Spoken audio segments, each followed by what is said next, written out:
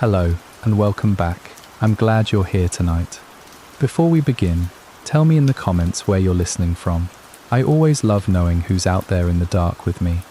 If you enjoy slow, haunting stories that gently carry you towards sleep, consider liking and subscribing. It helps more than you know. Now, get comfortable. Let your body grow still. Let the outside sounds fade into silence. Tonight, as the night grows quieter, the shadows begin to whisper, and another haunting story unfolds. So, close your eyes, listen carefully, and let yourself drift into this. Story: He mailed a letter from a place that didn't exist. My brother Daniel had been dead for 3 years when his handwriting showed up in my mailbox, and I want you to understand that I did not mistake it for anything else, not for a moment. Not even in the confused half-second between opening the little metal door and seeing the ink. I recognized it the way you recognize a voice in a crowded room, instantly, before your conscious mind has even finished processing what it heard. His D's leaned backward. That was the tell. He broke his wrist falling off the porch railing when he was 9, showing off for a girl named Carly, who never even looked up from her book. And the cast set his hand at an angle that changed the way he formed every letter for the rest of his life. I used to tease him about it. I used to trace the shape of his D's on birthday cards and say, "There you are, there's the proof it's really you," and he'd laugh and tell me I was being morbid, that handwriting wasn't a fingerprint, that anyone could learn to fake a slant. I stood on the porch a long time holding that envelope. It was October. The kind of October where the cold gets into your knuckles first, where your breath fogs, even in the early afternoon, and the wind had that particular bite that makes you want to go back inside and put the kettle on. But I didn't go inside. I stood there in my socks on the cold concrete. And the strangest thing, the thing I still can't explain to anyone who wasn't there, is that the envelope was warm. Not body warm exactly, not like it had been carried in someone's coat pocket. Warmer than that, warmer than made sense for October, warmer than paper should ever be. I remember pressing it flat against my palm and feeling something underneath the warmth too, something rhythmic, so faint I told myself I was imagining it, a kind of pulse, slow and patient, like a heartbeat heard through a wall.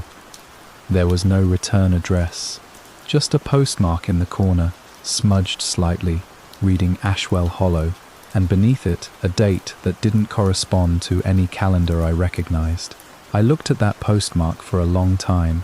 I turned the envelope over twice, checking the back, checking the seams, half expecting to find some rational explanation stapled to it. A note from the postal service, an apology for a decades-delayed piece of mail, anything. There was nothing. Just my name in his handwriting, my full name, the one only family used, and beneath it our old address, even though I hadn't lived there in 6 years. I told myself it was a prank. That was the first lie I told myself that night, and it wouldn't be the last. I told myself someone from his old college friend group had a strange sense of humor, that grief makes people do inexplicable things, that I'd once heard of a support group where people wrote letters to the dead as therapy, and maybe someone had gotten confused about which direction the letters were supposed to travel. I told myself a lot of things standing on that porch, holding an envelope that breathed warmth into my hand, like something alive. And I want to be honest with you, I didn't believe a single one of them, not for a second. Some part of me, some old animal part underneath the reasoning, already knew this wasn't a prank, already knew this was the first thread of something being pulled loose, and that once pulled, it would not stop unraveling until it had taken everything with it. I just didn't know yet how much that would turn out to be. I went inside eventually, because the cold finally won out over my paralysis. I remember locking the door behind me, which was strange, because I never lock the door in the daytime. We live on a quiet street. Nothing ever happens here. But I locked it that day, turned the deadbolt and even checked it twice.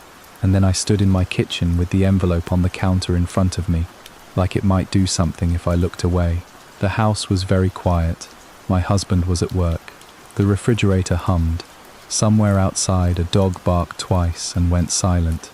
and I stood there staring at my dead brother's handwriting on a warm envelope, and some deep unspoken part of me already understood that my life had just quietly split into a before and an after, the way it had once before, 3 years earlier, when a different phone call had done the same thing. I didn't open it right away. I want that understood, because everything that came after makes so much more sense once you know how long I waited, how much I fought against the pull of it, how many times I set the letter down and walked away, only to come back to it minutes later, like a tongue returning to a sore tooth.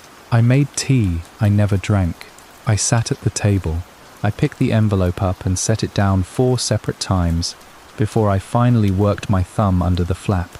And even then, even in that final moment, some part of me was praying it would be blank inside, praying it would be a mistake, praying I would open it and find nothing at all rather than what I somehow already knew was waiting for me.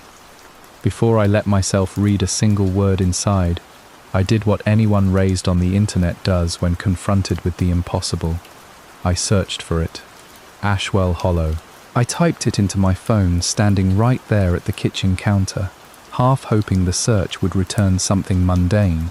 A tiny township with 300 residents and a gas station. Something that would make this whole strange evening collapse gently back into the ordinary. Instead, I got nothing. Not a single result. Not a ghost town forum. Not an abandoned Wikipedia stub. Not even one of those defunct post office archive sites that obsessive hobbyists maintain for towns that stopped existing a century ago. Nothing. The search engine returned results for Ashwell in England, for a hollow tree carving business in Ohio, for anything close enough in spelling to satisfy an algorithm desperate to give me something. But Ashwell Hollow itself did not exist anywhere that search engines could reach. I tried variations. I tried it with the state I assumed based on the postmark's typeface. I tried old newspaper archive sites, county record databases, even a defunct town's enthusiast forum where people catalogue places that used to be marked on maps and aren't anymore. Nothing.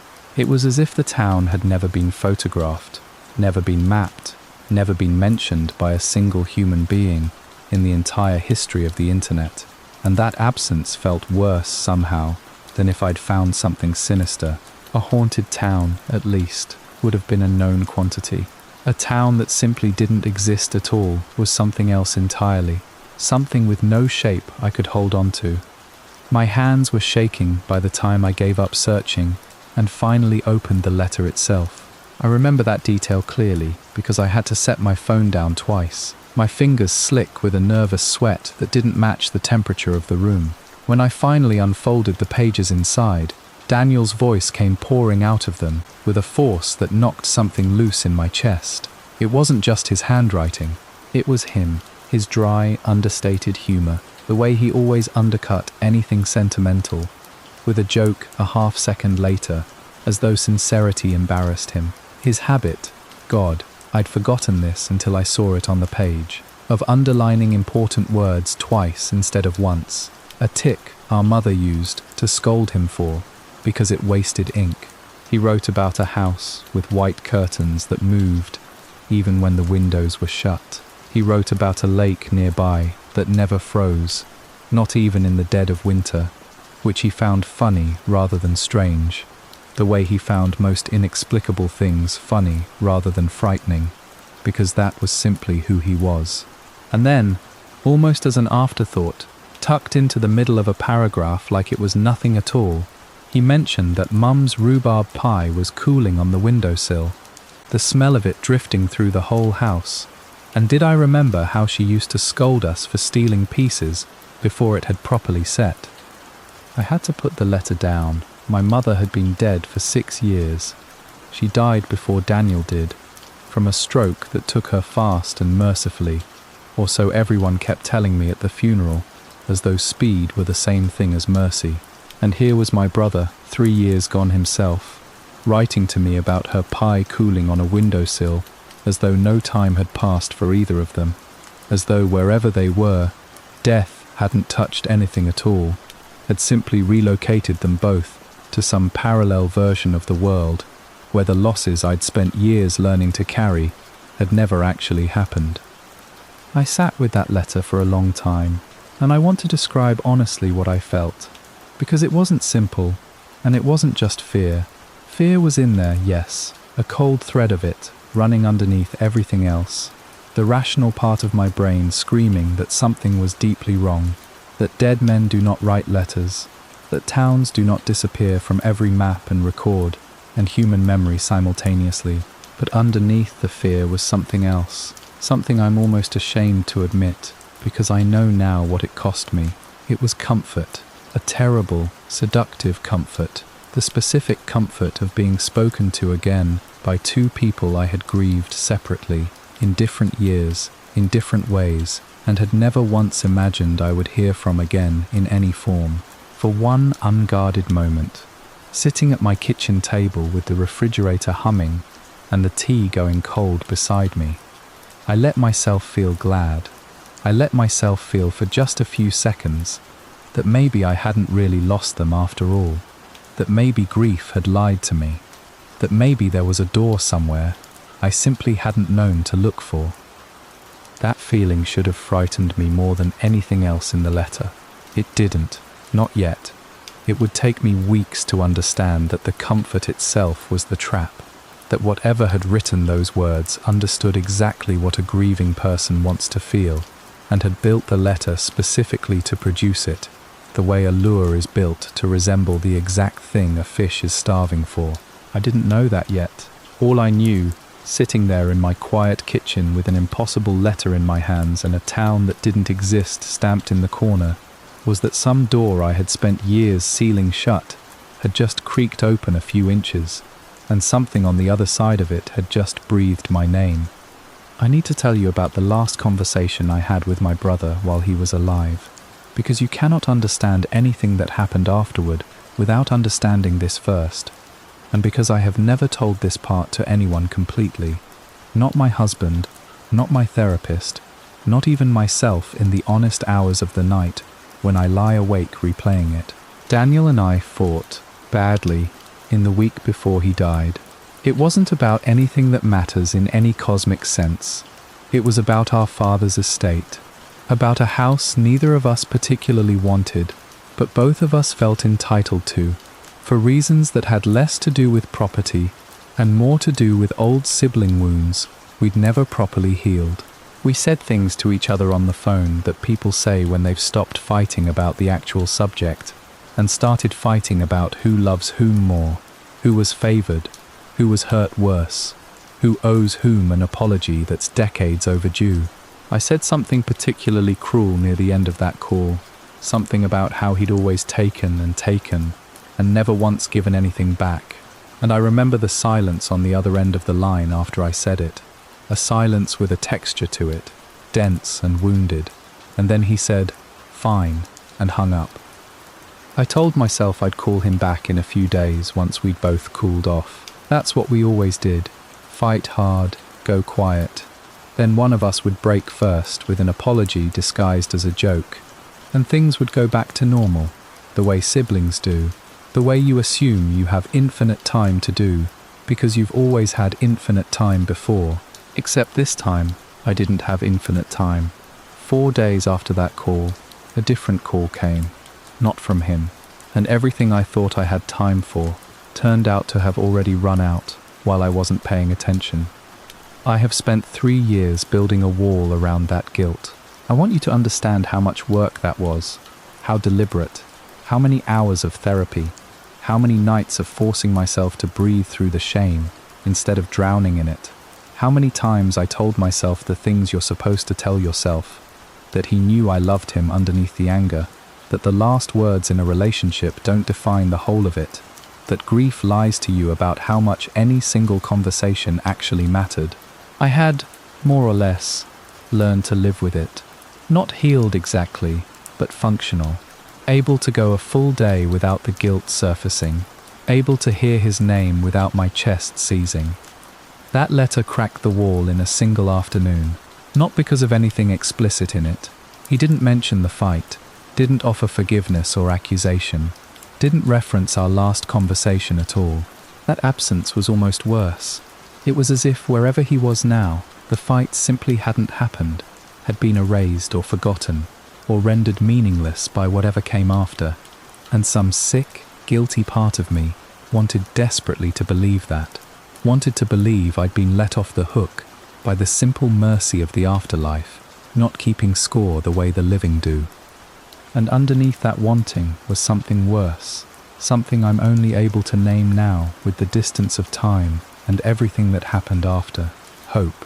A terrible, hungry hope that this was a second chance, an unearned one, a door left open that I had no right to walk through, but desperately wanted to anyway.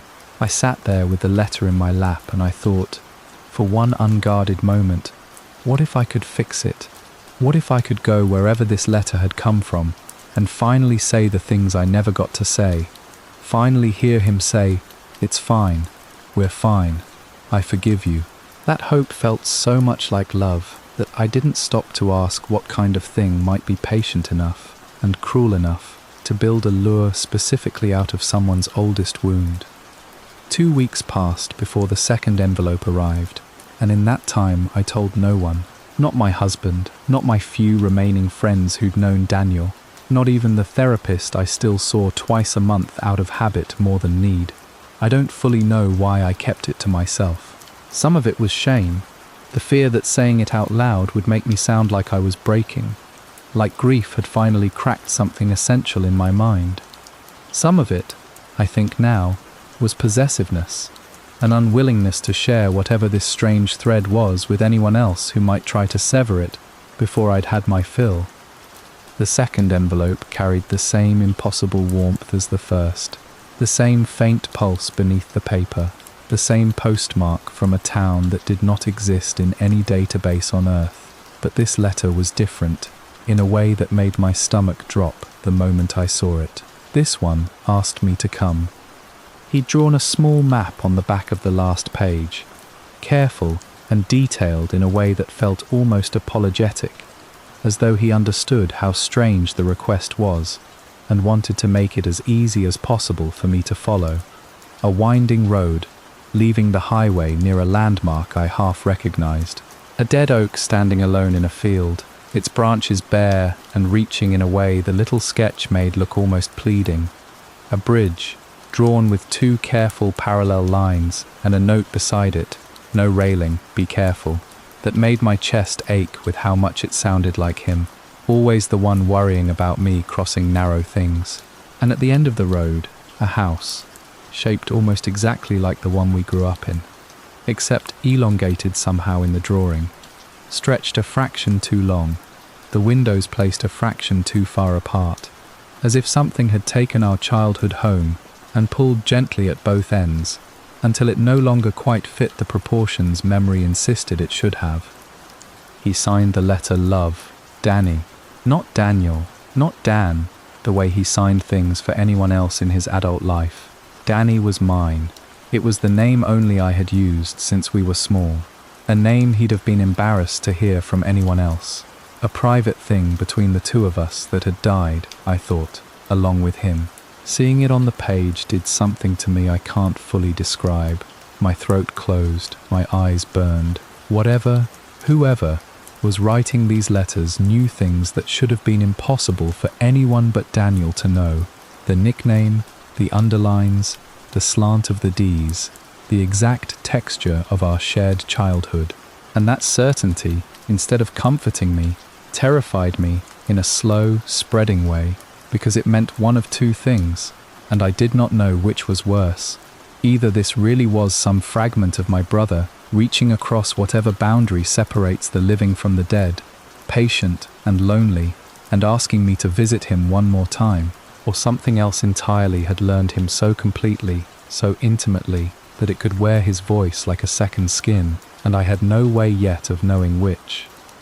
I finally broke my silence and brought the letters to Ruth, our elderly neighbour from 2 doors down, a woman who'd lived on our street since before either Daniel or I were born, and who'd known him since he was a small, loud, endlessly curious boy climbing her fence to retrieve baseballs.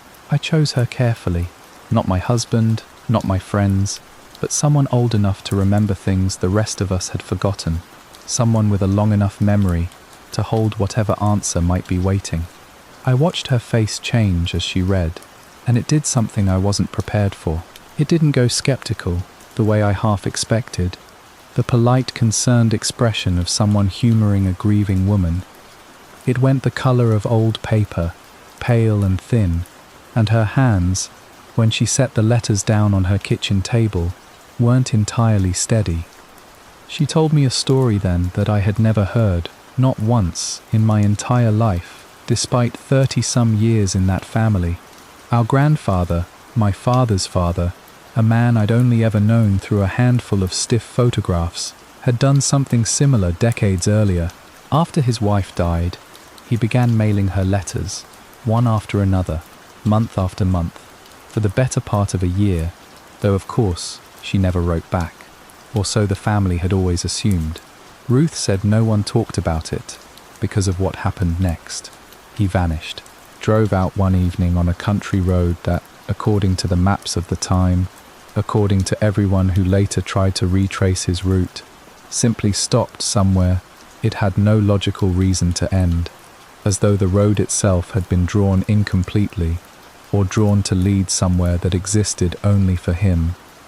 He was never found, no car, no body, no explanation the family ever accepted, though plenty were offered over the following years by well-meaning relatives, desperate for a story that made sense. And the detail that stayed with me longest, the detail Ruth delivered almost as an afterthought, her voice dropping the way people's voices drop around the truly unexplainable, was that the letters he'd been writing simply stopped arriving in the family's collective memory of that year. No one could recall seeing a single one after the day he disappeared, as though whatever had been receiving them had gotten what it wanted and no longer needed the correspondence to continue. 6. The smell of the ink. I didn't sleep the night after visiting Ruth. I sat instead at my kitchen table with the 3 letters spread in front of me under the warm yellow light of the lamp, studying them the way you study a wound you're afraid to touch and can't stop looking at anyway. It was then that I noticed the smell. It was faint, so faint I almost convinced myself I'd imagined it the first several times I caught it, but once I identified it, I couldn't unsmell it. Lake water, wet stone, a cold, mineral dampness that had no business being trapped inside paper that had presumably travelled through a dry postal system to reach me. I held the page closer to the lamp and breathed it in deliberately, and there it was again, unmistakable now, the smell of somewhere with still black water and old rock, somewhere I had never been, and yet somehow recognized from the sketched drawing of that lake in Daniel's second letter, the one he said never froze. When I pressed my thumb against a slightly damp-looking corner of the page, I felt something beneath the fibers that made me pull my hand back so fast I knocked over my mug. A pulse, faint, slow, patient, exactly like the one I'd felt through the envelope the very first night, except closer now, more intimate, as though the letter itself had a circulatory system running just beneath its surface, something alive and unhurried, waiting. I told myself, as I have told myself so many times through this whole ordeal, that it was nothing, static electricity, the humidity of the room, a grieving mind desperate to manufacture sensation where there was none, the way people sometimes swear they can still smell a dead parent's perfume in an empty room. I told myself these things while sitting bolt upright at my kitchen table until the sky outside the window went from black to the dull grey of early dawn, listening the entire time to my house creak and settle around me in ways it never had before, soft, footstep-like sounds moving along the hallway upstairs, as though something patient were pacing just beyond the walls, waiting for me to finally close my eyes. The 3rd envelope arrived on a Tuesday, and I knew before I even touched it that something about this one was different, because for the first time since this whole strange correspondence began, it did not simply wait for me in the mailbox like an ordinary piece of mail. It was resting on the porch mat instead, propped against the door itself, as though whoever delivered it had walked directly up to the house rather than trusting the metal box at the curb.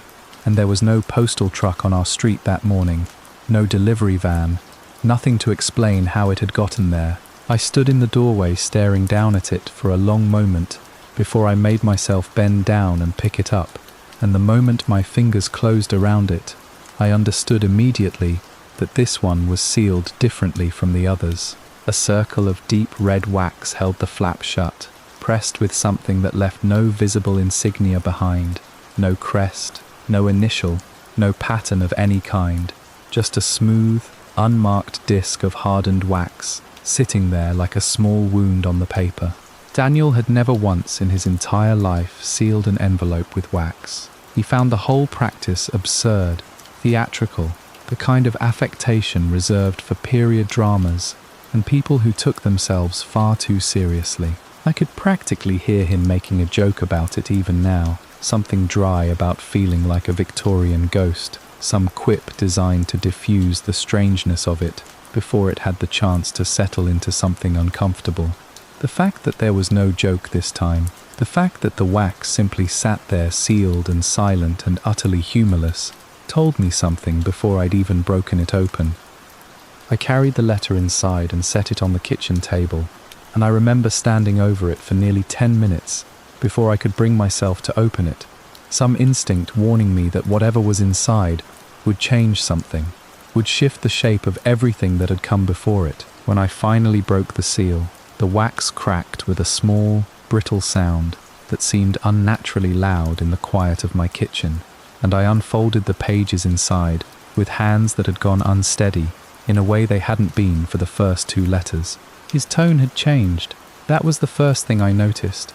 Before I'd even absorbed a single sentence, the shape of the handwriting itself, telling a story the words hadn't gotten to yet, the easy, meandering warmth of the earlier letters, the dry humour, the little digressions about the lake and the pie and the curtains, all of it was gone, replaced by something tighter, more urgent. The letters themselves pressed harder into the page, as though written in a hurry, as though written by someone glancing over their shoulder while they wrote. In places the handwriting nearly broke down entirely, sloppy where it had once been careful, rushed where it had once taken its time, and that alone frightened me, more than anything explicit the words themselves could have said. "Don't bring anyone," he'd written, the words underlined once, then again, a habit I recognized instantly, but had never seen applied with this kind of intensity before. "Don't tell anyone where you're going," and then, below that, in handwriting that had begun to slant and waver in a way his never had, even as a child, "and whatever you do, don't answer if you hear me call your name from outside the house."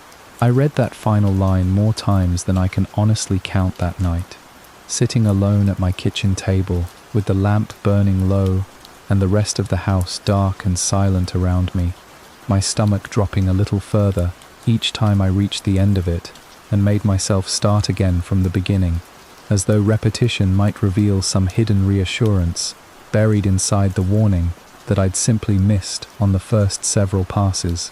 There was none. The words meant exactly what they said, and they meant it with an urgency that felt less like caution and more like desperation, less like a brother offering guidance and more like someone smuggling a message out from behind enemy lines, someone who understood they might not get another chance to say it. That was the detail that unsettled me most, sitting there in the lamplight turning the pages over in my hands. Whoever, or whatever, had written this letter clearly understood something about Ashwell Hollow, something about its rules, its dangers, its particular cruelties, that Daniel himself, in the ordinary shape of his living life, standing in our shared world with its shared rules of physics and mortality, could never possibly have known.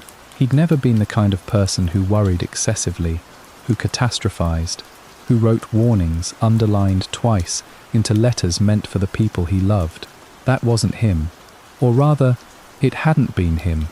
Not the him I'd known for 30-some years of shared childhood, and shared grief, and shared, fractured adulthood. This letter didn't read like comfort reaching across whatever boundary separates the living from the dead. It read like a warning smuggled out of somewhere he could not escape, urgent and afraid, in a register I had never once heard from him in life, and that fear, printed there in his own unmistakable hand, in the same backward-leaning D's I would have recognized anywhere on earth, felt like the most convincing proof yet that whatever I had stumbled into had teeth, had intention, had a shape and a hunger that I did not yet understand, but was already, unknowingly, walking straight toward. I didn't sleep again that night. I sat at the table with all 3 letters spread in front of me, rereading them in order, as though trying to trace the shape of a story that was only revealing itself one careful piece at a time. And somewhere around 3 in the morning, staring at that final underlined warning, I understood with a cold, sinking certainty that I was no longer simply a grieving sister receiving impossible mail. I had become, without ever agreeing to it, without ever being asked, a participant in something with rules I didn't know and stakes I couldn't measure, and the only guide I had through it was a letter written in fear by someone who might not even still be capable of feeling fear the way the living do. Someone, or something, wearing someone, reaching toward me across a distance I had no name for yet, and warning me, in the only way it apparently still could, not to trust the very voice it was using to warn me. I want to walk you through the days that followed that 3rd letter honestly, because I think it matters that you understand how little of what came next felt like being pulled or compelled by some outside force, and how much of it, painfully, felt like my own decision, made slowly, deliberately, hour by hour, until turning back would have required a strength I simply didn't have left in me by the time I reached that point. It took me 4 days to decide to go. 4 days of going through the motions of my ordinary life, making dinner, answering emails, sitting across the table from my husband while he talked about his day, all while some separate part of my mind stayed fixed entirely on that little hand-drawn map, the dead oak, the bridge without a railing, the house shaped almost but not quite like the one I grew up in. On the 5th morning, I woke up before my husband and began quietly packing a bag, moving through the house with a strange, deliberate calm that felt almost like watching myself from a slight distance, as though some other version of me had taken over the task, while the frightened part of me stood off to the side, simply observing. I told him, when he finally stirred and asked where I was headed with a duffel bag at 7 in the morning, that I was visiting an old college friend upstate, a woman named Paula I hadn't actually spoken to in well over a year, hadn't even texted, hadn't thought about in any meaningful way until her name came conveniently to mind as a cover story. It was the first outright lie I had told him in 11 years of marriage, 11 years of small honesties, of telling him when I was upset even when it was easier not to, of never once needing to construct a story to explain my own absence. And here I was, constructing one with a fluency that frightened me more, in retrospect, than almost anything else that happened that week. My face didn't betray anything, my voice didn't catch. He believed me instantly, kissed me goodbye, told me to drive safe, and I remember standing in the driveway afterward feeling the guilt of that lie settle over me like a second shadow, following close behind the first one I'd been carrying for 3 years already, the two of them moving together now, twin weights I'd have to carry the rest of the way alone. I packed almost nothing for the drive, which felt significant even as I was doing it, though I couldn't have told you exactly why at the time. The 3 letters, folded carefully into a manila envelope of their own, tucked into my bag like something precious and dangerous both at once. The little hand-drawn map, worn soft now at its folds from how many times I'd opened and refolded it over the preceding weeks. A single change of clothes I never ended up needing, nothing else. Some instinct, some quiet animal logic I didn't examine too closely, told me that traveling light might somehow keep the destination less real, might make me a thinner target for whatever was waiting at the end of that road, as though bringing less of my ordinary life along with me could somehow limit how much of it I stood to lose. The drive out of the city was unremarkable at first. Ordinary traffic, ordinary radio static, ordinary grey highway stretching ahead of me under an ordinary autumn sky. But somewhere past the second hour, right around the point where the map indicated the dead oak should appear at the edge of a field, my GPS lost signal entirely, the little blue dot marking my position simply freezing in place on the screen, while the actual road beneath my tires kept unspooling forward.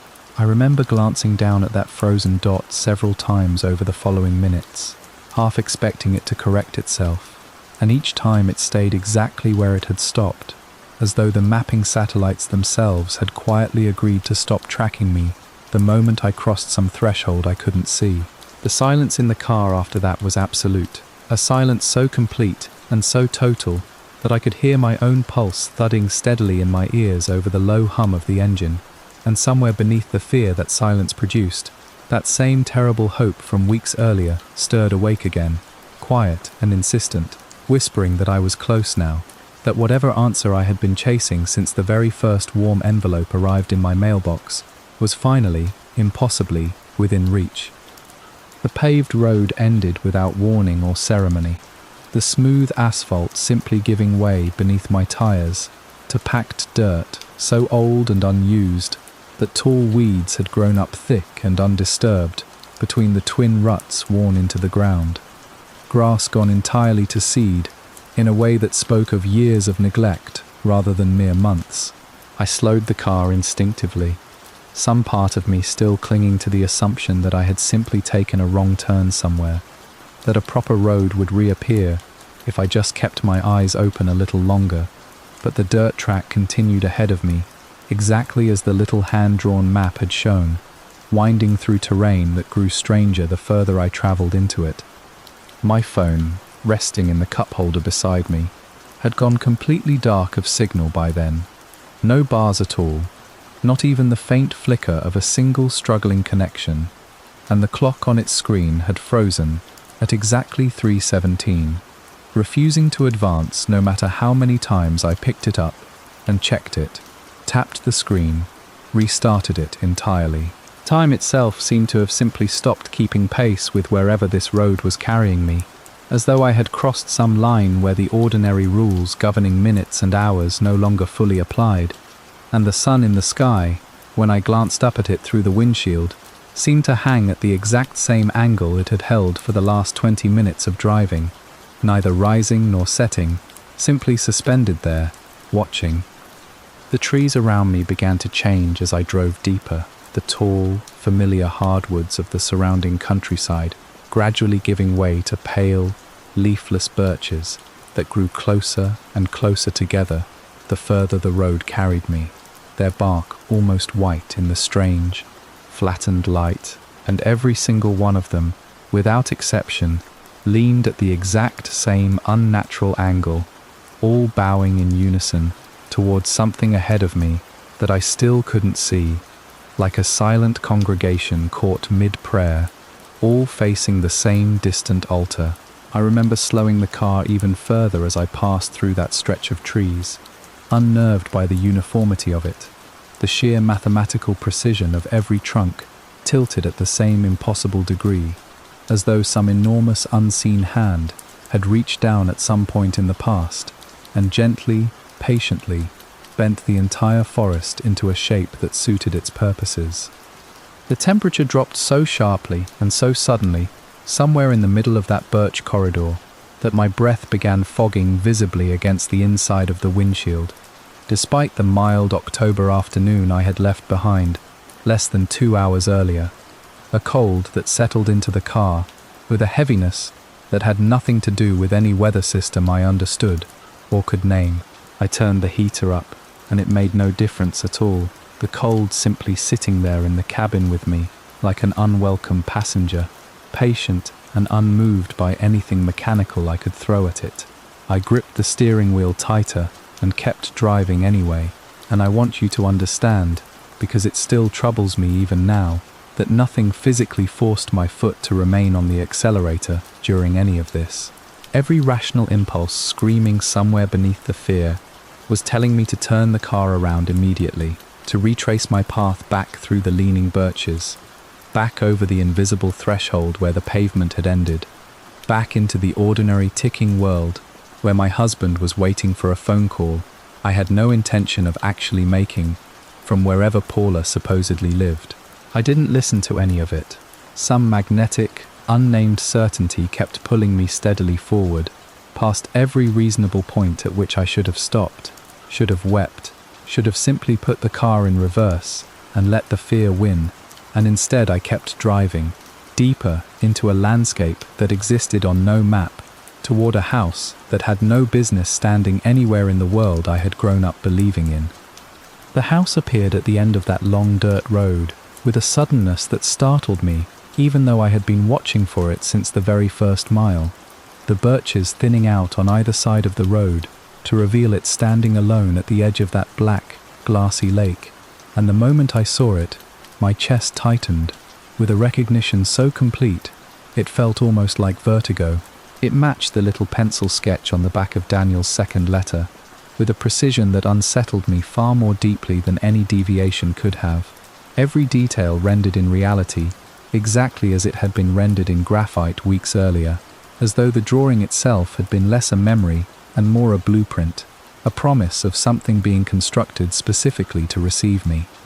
White curtains hung in every window I could see, and they moved, gently, rhythmically, breathing in and out against panes of glass that showed no visible gap, no crack, no draft of any kind that could account for that soft, continuous motion.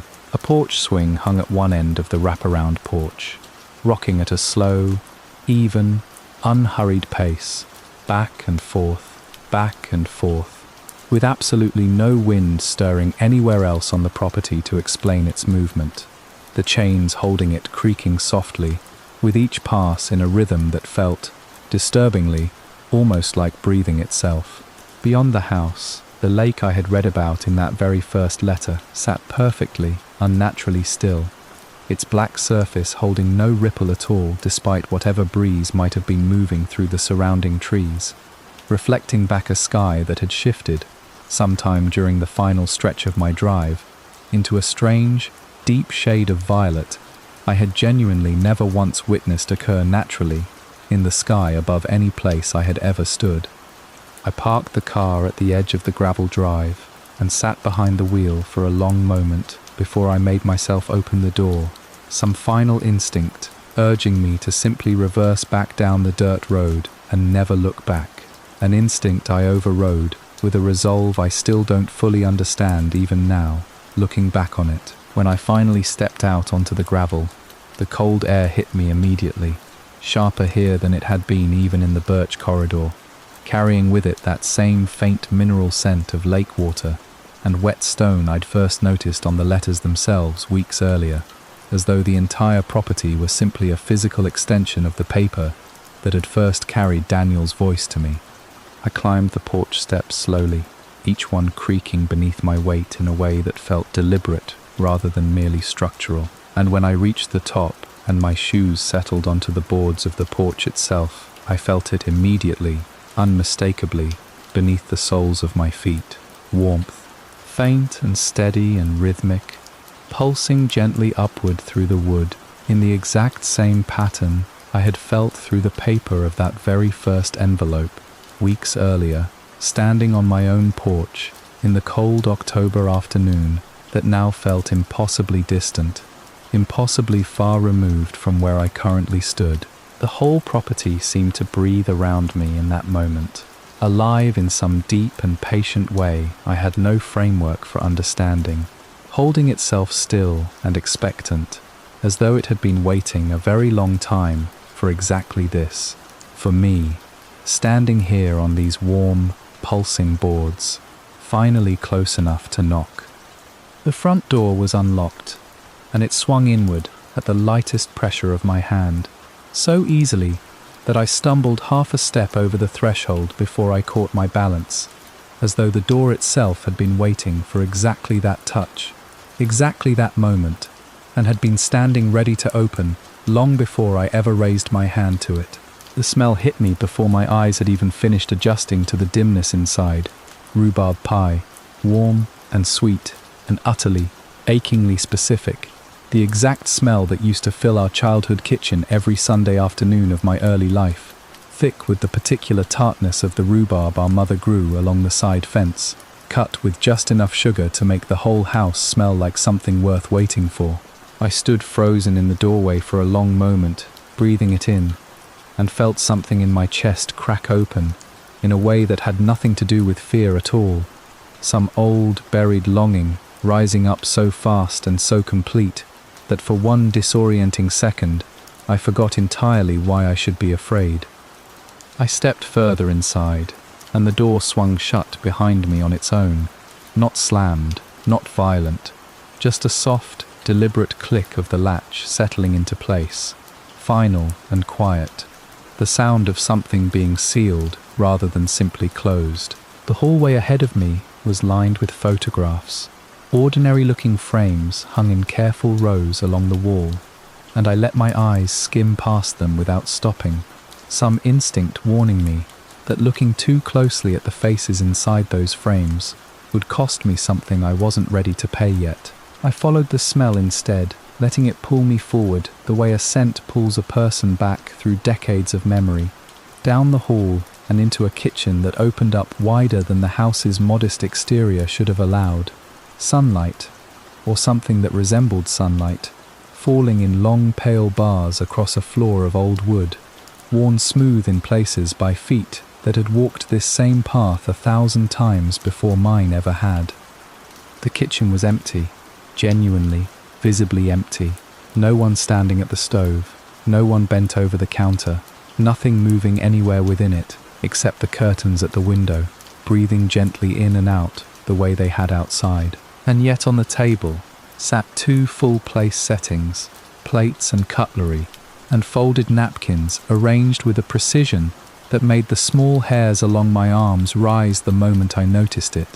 Because it was too precise, too exact, every fork angled at the identical distance from its plate, every napkin folded into the same crisp triangular point, an unnerving, almost mathematical tidiness that no ordinary hand achieves without conscious, careful effort, the kind of arrangement a person sets when they are trying, very hard, to seem like they belong somewhere they don't.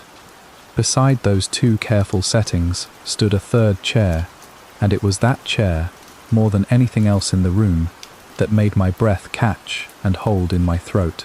It sat pushed back several inches from the edge of the table, at an angle that suggested motion rather than stillness, as though whoever had been sitting there had only just risen, only seconds before I walked in, too quickly, too suddenly to bother sliding the chair properly back into place.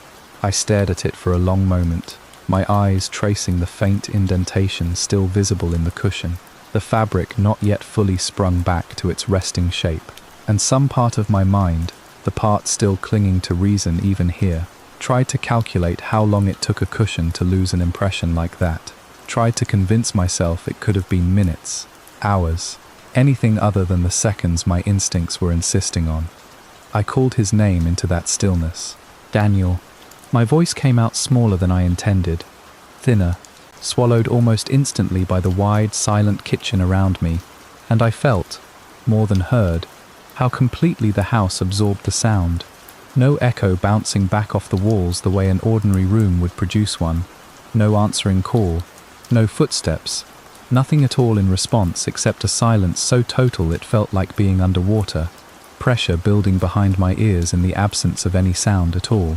I called again, louder this time, forcing more strength into it than I actually felt, and the house swallowed that too, whole and complete, as though the walls themselves were lined with something that drank sound rather than reflected it. And then, from directly above me, I heard it. A single, deliberate creak, the unmistakable sound of a floorboard shifting beneath weight, coming from a room on the 2nd floor I had not yet seen, had not even glanced toward from outside, and the sound moved through me like ice water, freezing me in place at the kitchen table, with my hand still resting against the back of that empty 3rd chair. It wasn't the ordinary settling creak a house makes on its own, the kind you learn to sleep through in any home old enough to have its own particular voice. This was singular, isolated, deliberate, one clean sound, followed by absolute silence. exactly the sound a body makes when it shifts its weight from one foot to the other while standing still, listening, waiting to see whether the sound it just made would draw anyone upward to investigate. I stood there in that kitchen for what felt like a very long time, listening for a second creak that never came, my eyes fixed on the ceiling above me, as though I might somehow see straight through the plaster and into whatever room lay directly overhead. The smell of the pie continued to curl around me the entire time, sweet and warm and patient, and I remember thinking, with a strange detached clarity that frightened me more than the silence itself, that the smell felt less like a memory being offered to me and more like bait being set, carefully, deliberately, exactly at the height a starving animal would find impossible to ignore. I thought of my mother's hands, flour-dusted, pressing dough into a pan. I thought of Daniel as a boy, sneaking pieces of the cooling pie before dinner and blaming the dog when he got caught. I thought of every ordinary Sunday of my whole ordinary childhood, and I understood, standing frozen in that too-quiet kitchen, that grief had just been handed the sharpest possible weapon against me, and that whatever waited upstairs already knew exactly how to use it. Eventually I made myself move. I stepped away from the table, away from that carefully arranged third chair, and crossed toward the base of the staircase I could see through the kitchen doorway, my legs carrying me forward with a stubbornness that had very little to do with courage, and everything to do with the simple, exhausting fact that I had already come too far to stand frozen in an empty kitchen forever. Behind me, the pie continued cooling on a windowsill I never actually saw, filling the whole house with the smell of a Sunday that had ended years ago, in a world I could no longer be entirely certain I still belonged to. I climbed the staircase slowly, one hand trailing along a banister that grew colder beneath my palm with every step upward, the temperature dropping in slow, deliberate increments, as though the house itself were breathing out something frigid from somewhere far above me, some source I hadn't yet located. The stairs themselves creaked under my weight, each one a slightly different pitch than the last, an uneven, almost musical progression of sound that seemed, disturbingly, to rise and fall in a pattern too deliberate to be purely mechanical, as though the wood itself were responding to my footsteps rather than simply reacting to them. By the time I reached the landing at the top, my breath had begun fogging faintly in front of my face, the cold up here sharper and more concentrated than anything I'd felt downstairs, sharper even than the cold that had settled into my car during the drive through the birch corridor. A short hallway stretched ahead of me, doors closed on either side except for one, at the very end, standing open just enough to reveal a thin slice of dim room beyond it, and I understood, without needing to be told, that this was the room the creak had come from, the room I was meant to enter. I stepped through the doorway slowly, half expecting, despite everything, despite every warning folded into that third letter, to find my brother standing there waiting for me, arms open, some explanation ready on his lips that would make sense of all of it, that would let me finally set down the guilt I'd been carrying for 3 unbroken years. What I found instead was a bedroom, plain and sparsely furnished, a narrow bed against one wall with its covers pulled taut and flat, and against the opposite wall, a simple wooden dresser with one drawer pulled halfway open, papers visible inside it even from across the room. I crossed to the dresser and pulled the drawer the rest of the way open, and what spilled out from inside it stopped my breath entirely. Letters. Not dozens, though it looked like dozens at first glance, but far more than that once I began actually lifting them out, sifting through them with hands that had started shaking so badly I nearly dropped the entire stack twice. Hundreds of letters, folded and addressed with careful, familiar handwriting, and it took me only a few seconds of staring at that handwriting to recognize it with a certainty that turned my stomach to ice, because it wasn't Daniel's hand at all. It was mine. My own careless slant, my own particular way of crossing a T with a small extra flourish at the end. The same handwriting I had used my entire adult life, without ever once thinking to examine it as something distinctive, something that could be recognized and reproduced and used against me the way it had clearly been used here. The addresses on the envelopes belonged to no one I had ever met. Names I didn't recognize, streets I couldn't place, and worse than either of those, dates. Careful, precise dates, written in the corner of each envelope the way Daniel had always dated his own letters. Except every single date I checked fell years ahead of the day I was currently standing in that cold upstairs room, some of them a full decade or more, into a future I had not yet lived through, had no memory of, had no way of explaining. I sat down hard on the edge of the narrow bed, letters still clutched in both hands, and felt the full weight of what I was looking at settle over me with a slow, crushing pressure. This wasn't a place where the dead reached backward to touch the living, the way I had allowed myself, weeks earlier, to believe. It was something else entirely, something with no clean shape I could hold in my mind, without my thoughts sliding away from it in panic. It was a place that wrote people into existence across the entire breadth of their lives, reaching forward and backward through time, with the same casual patience, threading its victims into a correspondence that stretched in both directions at once, collecting voices the way a museum collects specimens, preserving them, using them, sending them back out into the world whenever it needed bait for someone new. And somehow, impossibly, against every law of causality I had spent my whole life assuming was fixed and unbreakable, I had already been here.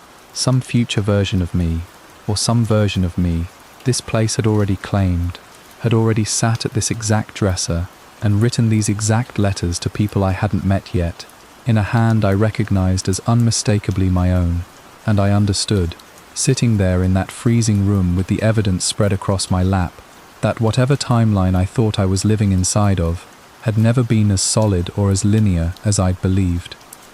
I don't know how long I sat there, long enough for the cold to work its way fully into my bones, long enough for my hands to stop shaking simply because they'd gone entirely numb, long enough for the horror of it to settle from something sharp and immediate into something heavier, something closer to grief, because underneath the fear was a new and terrible understanding that whatever this place wanted from me, it had apparently already gotten it once before, in some version of events I had no memory of living through, and the letters scattered across that narrow bed were proof that my story here had never actually started the day the first envelope arrived in my mailbox. It had started somewhere else entirely, somewhere I couldn't yet see the shape of, and I had simply been walking toward this moment, this room, this drawer, for far longer than I'd ever known. That was the exact moment I heard it, drifting up faintly from somewhere out in the yard below the bedroom window, carried on air that shouldn't have been moving at all, given how still everything else on the property had seemed since I'd arrived. My name, spoken softly, gently, in a voice I would have recognized instantly and without hesitation, anywhere in the world, under any circumstance, at any distance. Daniel's voice, warm, familiar, achingly close to every memory I carried of him, carrying that same slight upward lilt he always used when he was trying to coax me out of a bad mood as children, the exact tone he'd use, standing at the bottom of the stairs, calling up that dinner was ready, that Mum was waiting, that I should stop sulking and come down already. Every instinct in my body screamed at me to cross the room immediately, to fling open the window and look down into the yard, and finally, see him standing there, 3 years of grief collapsing in an instant into simple, uncomplicated relief. My hand actually rose toward the window before I caught myself, before the memory of that third letter's warning surfaced hard and fast through the fog of longing that voice had produced in me almost instantly. Don't answer if you hear me call your name from outside the house. I forced my hand back down to my side. I forced my feet to stay rooted exactly where they were, letters still scattered across the bed behind me, my whole body trembling now with the effort of resisting something that felt, in that moment, less like fear and more like the hardest thing I had ever done. The voice called again, closer this time, drifting up with a patience that unsettled me more than urgency ever could have, gentle and unhurried, as though whoever, or whatever, was calling from the yard below had all the time in the world and knew, with absolute certainty, that eventually I would answer, that resistance like mine was simply a formality it had witnessed 1,000 times before and always, eventually, outlasted, and layered faintly beneath that familiar, coaxing warmth. So faint I almost convinced myself I had imagined it entirely. I heard something else, something older, something with a texture underneath the voice that had nothing human in it at all, a low, resonant undertone like stone, grinding slowly against stone, or like something vast, shifting its weight, somewhere far beneath the earth, and it took every ounce of willpower I still possessed, not to let that second sound convince me the first one was somehow safer by comparison. Below me, out on the porch, I heard the swing creak once, a single, deliberate sound, slow and unhurried, exactly the noise it would make if someone had just settled themselves down onto it, to sit, to wait, patient and unbothered by however long that waiting might take. I stood frozen at the center of that cold upstairs bedroom, letters scattered around my feet, listening to that swing settle into a slow, steady rhythm of its own, back and forth, and I understood with a clarity that felt almost physical, that whatever was sitting on that porch right now, wearing my brother's voice like a coat 2 sizes too large for whatever actually filled it, had absolutely nowhere else to be, and no reason at all to hurry. Understanding arrived all at once, standing there in that freezing room with my brother's voice drifting patiently up from the yard below, and hundreds of my own future letters scattered across the narrow bed behind me, and it arrived with a coldness that cut straight through every layer of panic I'd been carrying since I first stepped through the front door. These letters, all of them, every single one, from that very first warm envelope waiting in my mailbox weeks ago to this overflowing drawer of my own unwritten future, had never once been genuine messages from Daniel, not a single word of it. They were bait, constructed with a patience and precision that made my skin crawl the longer I sat with the thought, written by whatever ancient, hungry thing lived here in Ashwell Hollow and had learned, over what must have been generations, exactly how grief worked, exactly which levers to pull inside a person desperate enough to reach backward towards someone they'd lost. My guilt over that final unresolved fight, the bitter words I'd never gotten the chance to take back, my desperate, unspoken hope that some form of reconciliation might still be possible even now, 3 years too late. All of it had been quietly harvested from somewhere deep inside me, examined, understood, and shaped carefully into exactly the right words in exactly the right handwriting, mailed back across a boundary that should never, under any law of nature I had ever believed in, have existed at all. This house, this town that appeared on no map and existed in no record, had not drawn me across those impossible miles to give me back my brother.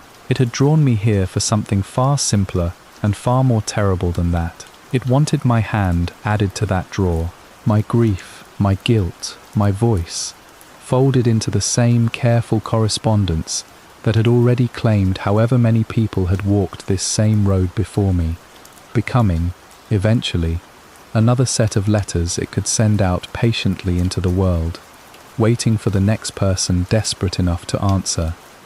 I thought of Ruth's story about my grandfather then, standing there in that cold room, and for the first time the pieces clicked together with a horrible, complete clarity. He hadn't simply vanished on a road that stopped existing. He had been exactly what I was now, another grieving person lured here by letters written in a dead wife's hand, another voice eventually folded into this place's endless, patient correspondence. And somewhere in that overflowing drawer, I understood with a fresh wave of nausea, were probably letters in his handwriting too, sent out decades ago, to people not yet born, threading him forward through time, the same way I had apparently already been threaded, in some future I couldn't remember living, whether I chose to run tonight or not. I ran. I don't fully remember the specific moments of leaving that room, or descending those cold stairs 2 at a time, or crossing that too quiet kitchen and wrenching open the front door I'd walked through so carefully, only what felt like hours earlier, though it may have been far less time than that, may have been no time at all, given everything I now understood about how loosely time actually held together in that place. I remember the porch swing had stopped moving by the time I burst through the door, hanging perfectly still, and I didn't stop to look for whoever or whatever had been sitting on it. I ran straight past it, down the porch steps, across the gravel, and into my car, my hands fumbling twice with the keys before the engine finally caught. I don't remember most of the drive back through that leaning corridor of birches. Don't remember crossing back over whatever invisible threshold separated the dirt road from the ordinary paved highway beyond it. What I do remember, with a clarity that has never once faded no matter how many weeks have passed since, is that the dashboard clock stayed frozen at exactly 3:17 the entire way home, refusing to move no matter how far I drove, and that my own reflection in the driver's side window seemed to lag a half-second behind every movement I made, as though whatever had travelled home in the car with me hadn't quite finished catching up to who I used to be before I ever opened that first envelope. Weeks have passed since then. My hands still shake every single time. Whenever the mail arrives at my door, that small mechanical clatter of the box now enough to send my pulse racing before I've even seen what's inside. Last Tuesday, an envelope came, warm to the touch, exactly the way the very first one had been. My own handwriting on the front, addressed not to some stranger this time, but to my husband, his name written in my careless slant with that small familiar flourish on the final letter. I haven't opened it. I don't know if I ever will. It sits now in the same drawer where I've slowly, quietly begun finding others. Letters I have absolutely no memory of ever writing, in a house I swore to myself, standing on that porch weeks ago with my brother's borrowed voice calling patiently from the yard below, I would never, under any circumstance, go back to.